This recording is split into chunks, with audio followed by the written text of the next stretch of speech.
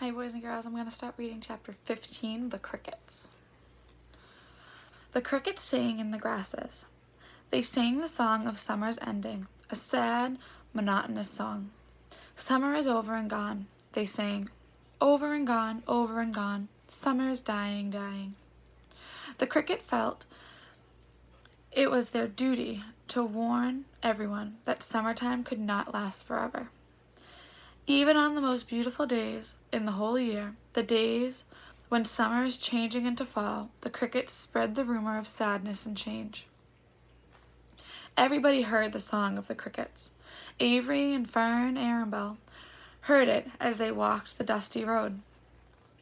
They knew that school would soon begin again. The young geese heard it and knew that they would never be little goslings again. Charlotte heard it and knew that she hadn't much time left. Mrs. Zuckerman, at work in the kitchen, heard the crickets, and a sadness came over her too. Another summer gone. She sighed. Livy, at work, building a crate for Wilbur, heard the song and knew it was time to dig potatoes. Summer is over and gone, repeated the crickets. How many nights till frost, sang the crickets. Goodbye, summer, goodbye, goodbye. The sheep heard the crickets, and they felt so uneasy they broke a hole in the pasture fence and wandered up into the field across the road. The gander discovered the hole and let his family through, and they walked to the orchard and ate the apples that were lying on the ground. A little maple tree in the swamp heard the cricket song and turned bright red with anxiety. Wilbur was now the center of attraction on the farm. Good food and regular hours were showing results. Wilbur was a pig any man would be proud of. One day, more than 100 people came to stand at his yard and admire him.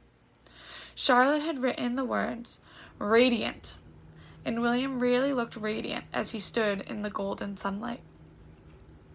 Ever since the spider had befriended him, he had done his best to live up to his reputation. When Charlotte's Web said some pig, Wilbur had tried hard to look like some pig. When Charlotte's Web said terrific, Wilbur had tried to look terrific. And now that the web says radiant, he did everything possible to make himself glow. It is not easy to look radiant, but Wilbur threw himself into it with a will. He would turn his head slightly and blink his long eyelashes. Then he would breathe deeply. And when his audience grew bored, he would spring into the air and do a backflip with a half twist. At this, the crowd would yell and cheer. How's that pig for you? Mr. Zuckerman would ask, well pleased with himself. This pig is radiant. Some of Wilbur's friends in the barn worried for fear all this attention would go to his head and make him stuck up. But it never did. Wilbur was modest. Fame did not spoil him. He still worried about some of the future, and he could hardly believe that a mere spider would be able to save his life. Sometimes, at night, he would have a bad dream. He would dream that mean men were coming to get him with knives and guns. But then that was only a dream. In the daytime, Wilbur usually felt happy and confident.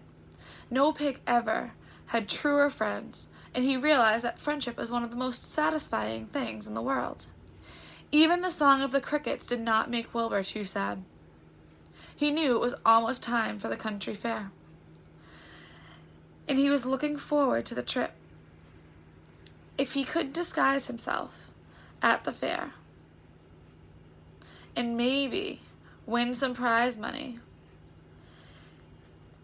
he was sure Zuckerman would let him live. Charlotte had worried for her own, but she kept quiet about them. One morning, Wilbur asked her about the fair. You're going with me, aren't you, Charlotte? He said.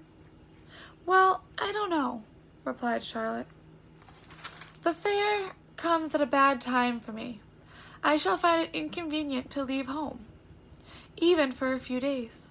"Why?" asked Wilbur. "Oh, I just don't feel like leaving my web. Too much going on around here." "Please come with me," begged Wilbur. "I need you, Charlotte. I can't stand going to the fair without you. You've just got to come."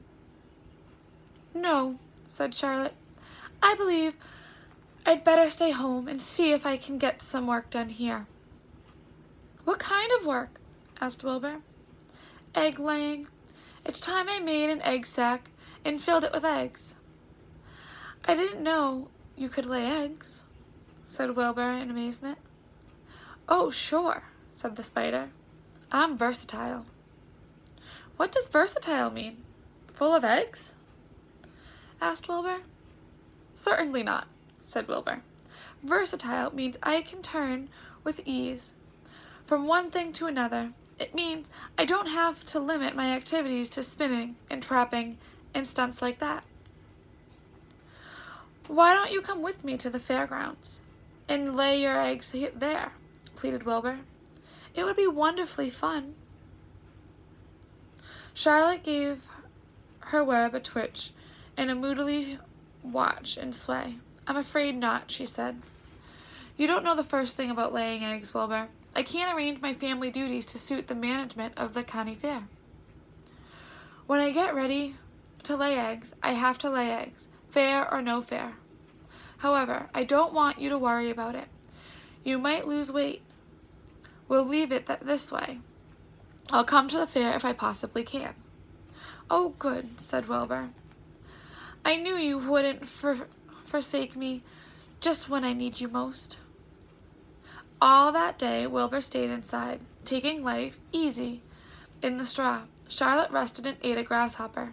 She knew that she couldn't help Wilbur much longer.